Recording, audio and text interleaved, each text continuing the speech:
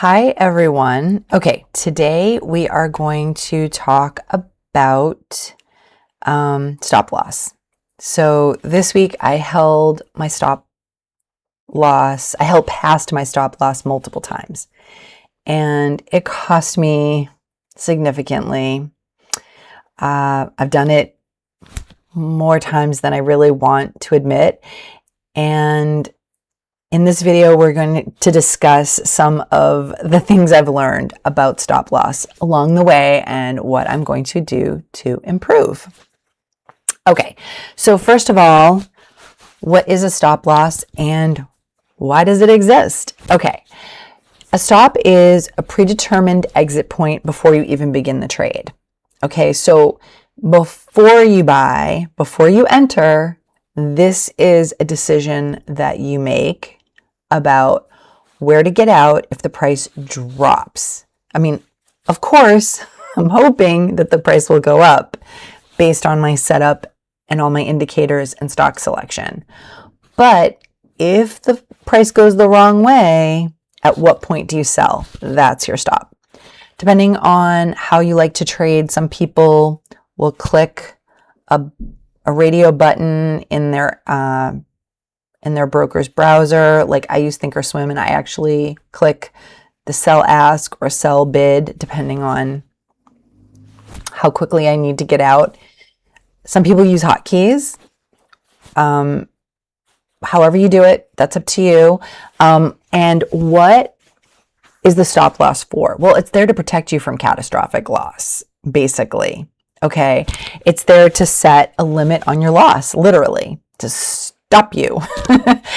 So the rule is you want to set it before you enter the trade. This is the critical piece. And honestly, something that I struggled with. Only recently did I start getting really serious about setting a stop before I enter every single trade. Big change. Okay. So, well, you're probably wondering, how do I do that? Okay, so there are definitely different methods of doing it. You can use different indicators like VWAP. Some people will say, well, if the price drops below the volume weighted average price, I'm out. Some people will say, if the price falls below the 9 exponential moving average or the 9 EMA, I'm out. Okay, so this really, some of it depends on your strategy and how you trade. If you trade on the 5-minute chart, if you trade on the 1-minute chart. Okay, what I've been doing and that I feel more comfortable with is I've been using an absolute number. I've been saying, okay, well, if it drops so many cents per share, then I am going to get out. That might be 5 cents per share, 10 cents per share, or 20 cents per share. Those are pretty much the 3 options that I've been using. Another way that you can do it is you could say, depending on the setup, it could be, well, if it drops below, like if you're doing a bull flag pullback, which I'm going to show you in a minute, but you could say, oh, I'm going to set my stop at the bottom of the last low candle. You could also set your stop at $0.50 or a whole dollar. There's a lot of ways to do it, but what I've been doing is setting an absolute number of cents per share. Okay, so let's talk a little bit about the psychological challenge. Okay, so why is it hard to exit at your stop? I mean, you're the one setting it, right? Like, you're the one pressing the buttons. Like, why is it so hard? Okay, so I think the reason is really what's going on up here. Okay, I'm not saying we're all crazy, but I feel like it's obviously simple. You decide where the stop is and you control the buttons or the keys, the hotkeys. So whose fault is it? It's, it's your fault. It's my fault when I'm doing it. So I think 2 things are happening. One is sometimes I'm just really convinced the setup is going to work. Like, I'm just like, this is a good setup. Maybe it is. Maybe it's a great setup. You can do everything right and it still rejects. And that's the reality of trading. That's the reality of life. You can do everything right and you still might not get what you want. And that's trading. So sometimes when that happens, I'm just not accepting that it didn't work. I'm like, well, it should have. Okay, but I'm just not accepting the reality. Okay, I was so convinced in the setup and I think maybe it'll come back up. Maybe. Sometimes it does. Sometimes it does. Okay, but sometimes it comes up after I've already shut down my computer and walked away and it's after hours and it's just, I can't sit there for, 12 hours a day waiting for it to come back up. And sometimes it never comes back up. In fact, most of the time it never comes back up, especially with small caps. Okay, which is what I'm trading. The second reason that it's hard for me to honor my stop is sometimes I'm coming off of another red trade or two, or a red day or two, and I just don't want another loss. And it's not real until I sell. And it's like denial. I'm in denial. Okay. If I don't click the button, it's not real. And then it keeps dropping and keeps dropping and the problem compounds. Again, a great metaphor for life. If you have a problem and you don't take care of it, it's just going to get worse. It's not going to go away if you stick your head in the sand. So, and when you don't honor your stop, like I said, the problem just gets worse, psychologically too, not just financially. Yes, your loss is bigger, but also it wears on your confidence. Like I know for me, my confidence gets a lot lower when I realize that I've gone past my stop and now I would have had a loss anyway, but it just would have been a lot less. Okay.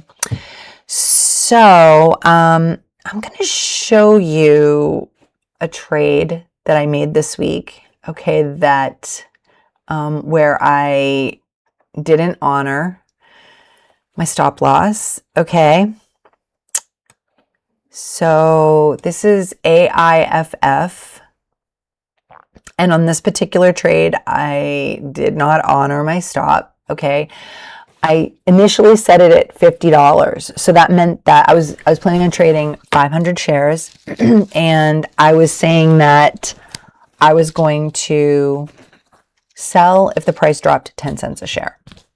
Okay. So here you can see, this is on the 1 minute chart. It ran up.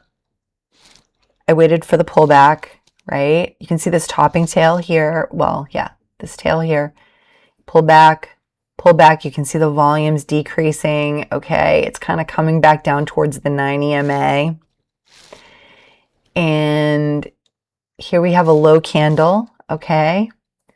Then it broke over this level, right? I actually got in later than I should have. I meant to get in maybe at $2.36. That would have been perfect. I don't know why there was a delay, but I didn't get in until $2.40, right?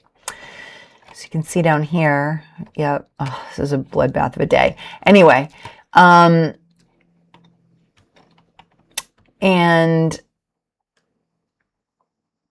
it popped up a little bit. I was looking for at least 10 cents a share, but hoping for 20 cents a share.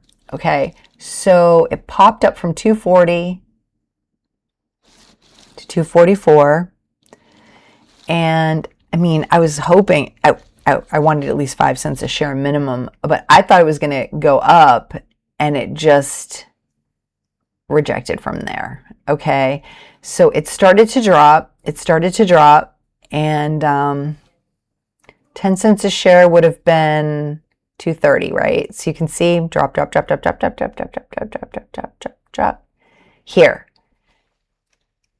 At the end of this red candle is where I should have got out. Okay, that would have been about 10 cents a share. That would have been $50 loss. but I didn't. Okay. And it kept going. It kept going to 223. That's when I got out. What's that? That's my daily chart. Okay. And it went all the way down. 223. Yeah. Okay. So this one wasn't too bad. I've had some that are way bigger. But it was unnecessary. Okay. It was unnecessary. It would have been about 50 bucks. And I did this multiple times this week. Ugh, so frustrating. Like, so annoying. I'm my own worst enemy here. There were times where I did get out at my stop. Okay. This week in particular, starting this YouTube channel has been very helpful to be more aware of my trading. And I am definitely doing a better job of just putting my stop in before I even take the trade. I'm being more intentional with everything. This YouTube channel has been the best decision that I could have made for my trading. So I think I improved on it this week a little bit, but it also highlighted that I have a long way to go in terms of clicking the sell, ask, or sell bid button when I need to. Okay. So let's see what I'm doing differently going forward. Okay. I'm going to click sell the moment my price hits the stop, regardless of how convinced I am it's going to work, because I have been wrong more than I've been right. I'm not going to wait one more candle and see what happens. I'm not going to average down, which I've done a few times, and that is just a nightmare. Okay. I'm going to set my stop and honor it this week every time. So I'm going to honor it every time, regardless. That's it. I'm going to just see how that works, because what I'm doing, I don't think is working. So it's not working well enough. The bigger lesson, a small loss at my stop is going to be way better than a big loss without a stop. That's crazy. And so I'm going to really, I'm thinking long term. I want to protect my capital. I want to protect my, and I want trading to be fun, right? I mean, when I don't honor my trading plan and I don't honor my rules, it's not fun. You know, I mean, I want to make money. Of course, that's like the main reason why I'm trading. But in addition to that, I would like to enjoy it, and I do enjoy it, except when I deviate from my plan. And so this week I'm going to be ruthless about honoring my stops. So I hope you've enjoyed this video. If you did, like, subscribe, all that stuff. And also I started posting over on Substack.